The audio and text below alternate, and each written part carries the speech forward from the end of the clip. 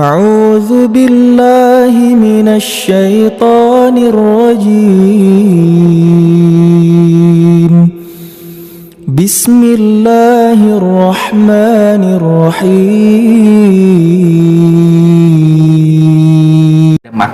Makanannya, kemudian juga karena sudah makan maka jatahnya dibawa pulang.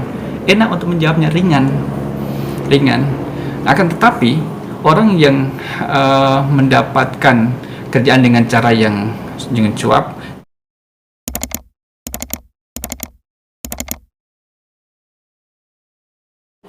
maka tantangan sekarang ini adalah tuntutan bersaing dengan yang lain. Ketika seseorang tidak mampu atau merasa dirinya tidak mampu bersaing dengan yang lain secara fair, secara sportif, maka dia menggunakan jalur belakang, yaitu dengan cara menyuap. Kita tidak lagi menjadi orang yang kemudian mengkampanyekan kalau kita tidak main belakang maka kita tidak akan bisa tembus. Tidak usah. Kenapa? Karena dalam surat Al-Baqarah ayat 172, A'udzubillahi minasyaitonirrajim, Ya ayyuhalladzina amanu kulu min thayyibati ma razaqnakum washkuru lillahi in kuntum iyyahu ta'budun. Seruan bagi orang-orang yang beriman.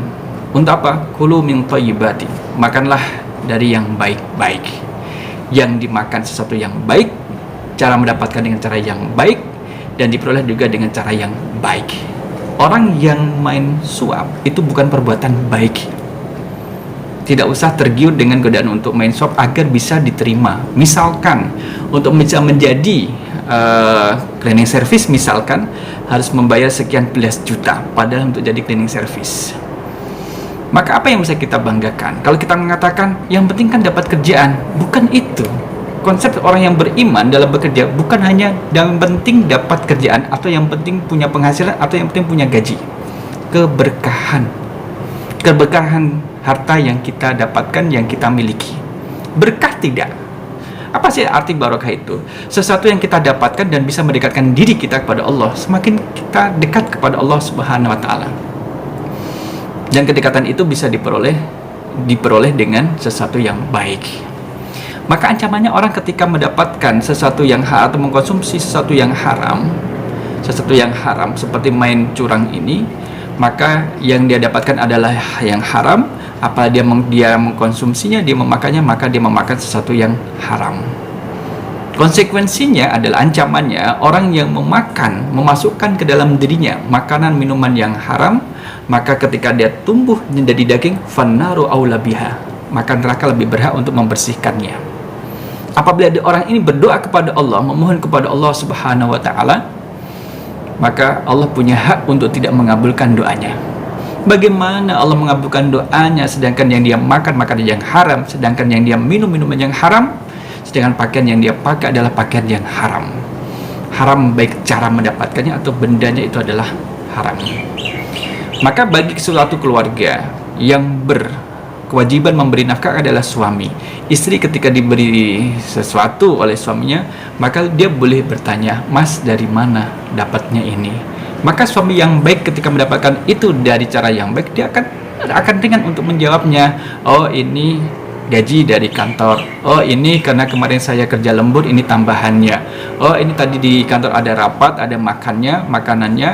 Kemudian juga saya karena sudah makan maka jatahnya dibawa pulang. Enak untuk menjawabnya, ringan. Akan tetapi orang yang mendapatkan kerjaan dengan cara yang dengan cuap, jelas ini adalah dilarang dalam agama Islam. Kalau dia tetap mempertahankan pekerjaan itu dengan cara yang kotor, dengan cara yang dilarang, maka penghasilan juga menjadi penghasilan yang haram juga. Apabila dia berikan kepada keluarganya, anak, suami, istrinya, maka yang diberikan kepadanya adalah sesuatu yang haram. Jadi tidak heran ketika misalkan anaknya, ketika diajak bicara sama orang tuanya, anaknya mengeluarkan perkataan yang kotor. Wajar. Kenapa? Karena sesuatu yang dimasukkan ke dalam mulut anaknya itu adalah sesuatu yang haram. Ketika istrinya dia diminta tolong kemudian membantah, wajar. Karena suaminya memasukkan kepada istrinya sesuatu yang haram. Dan orang yang demikian ini hilang peluang dia untuk mendapatkan sedekah.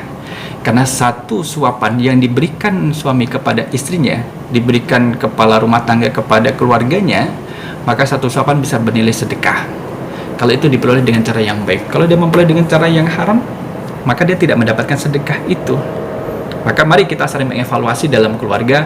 Suami mengevaluasi istrinya, istri mengevaluasi suaminya. Kalau ada kesalahan diperbaiki, kalau ada khilaf juga diperbaiki. Keberkahan itu bukan pada letak nominal yang besar, tapi keberkahan itu adalah ada nilai kebaikan ketika kita menikmatinya, ada nilai semakin dekat dan taat kepada Allah Subhanahu wa Ta'ala. Maka jauhilah yang haram, karena sekali jatuh pada yang haram, maka akan tertarik untuk menikmati keharaman yang lain atau yang semisalnya. Allahu a'lam bishawab. Assalamualaikum warahmatullahi wabarakatuh.